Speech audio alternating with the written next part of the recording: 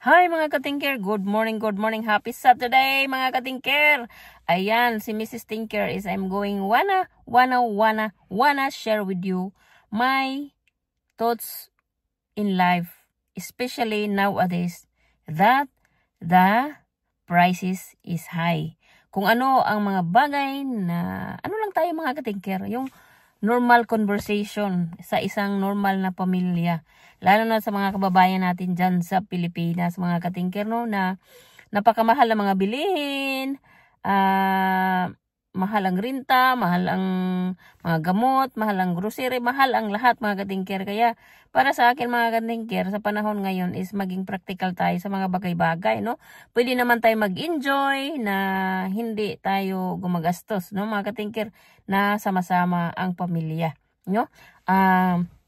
Para sa akin mga katingker, pagdating sa mga gastusin, kailangan natin pag-usapan yung mga practical na bagay, kung ano talaga ang mga bagay na pwede natin gawin this week, na pwede natin hindi gawin this week. Kung ano yung mga sakripisyo na dapat gawin natin para hindi tayo said sa pera mga katingker. Lalo na pang sahod dyan sa Pilipinas is per day mga katingker. So kailangan natin na maging mapag-isip at pag-usapan bilang mag-asawa.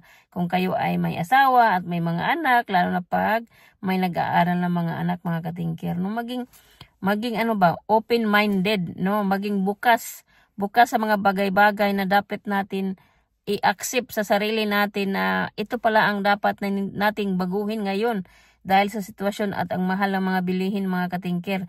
Tulad ng kung kayo mahilig lumabas weekly kasi gusto niyo mga anak nyo na kumain sa Jollibee, di ba?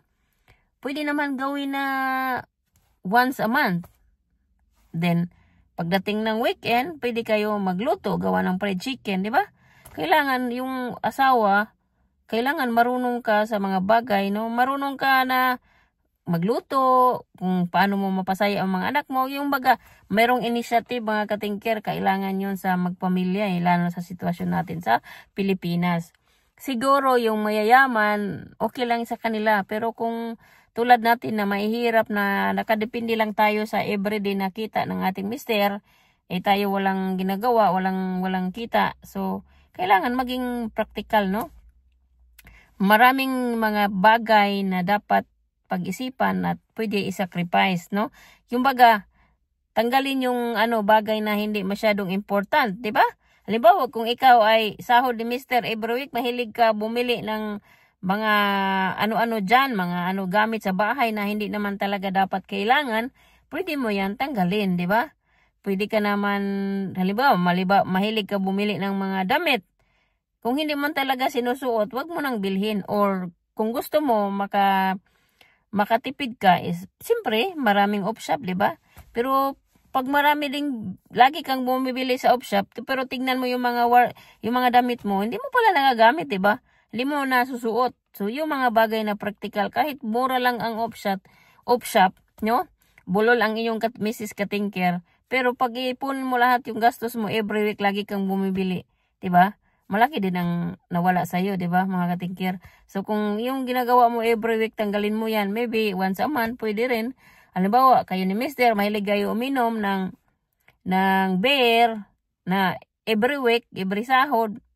Halimbawa, bumili kayo ng isang kahon, tapos kulang pa. Siguro, pwede nyo na pag-usapan na pwede ba natin na ganito na lang na gawin natin, no?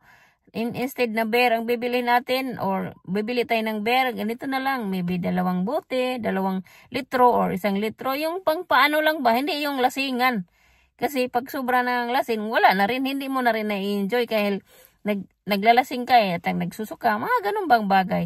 Or lalabas kayo every month, na every week, pwede na yun once a month na lang, or every 2 months, ganun, di ba? Ganun lang laman Pwede naman kayo mamasyal na hindi gumastos.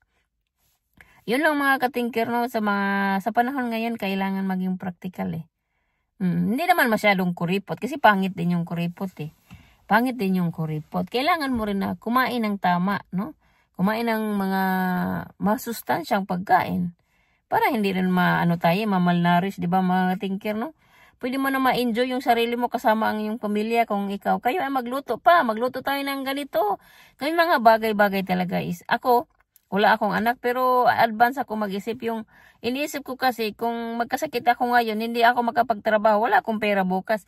Yun lang mga katinker, no? Kailangan maging tayo yung very communication and conversation with family, with husband and wife is very important sa panahon ngayon, lalo sa atin sa Pilipinas. Ayun lang mga katinker, happy Saturday and bye-bye. If you like my content, please drop a comment down below. Mrs. Katinker is nagsasabing, hindi tayo mahihirapan kung marunong tayo mag-isip ng praktikal na mga bagay.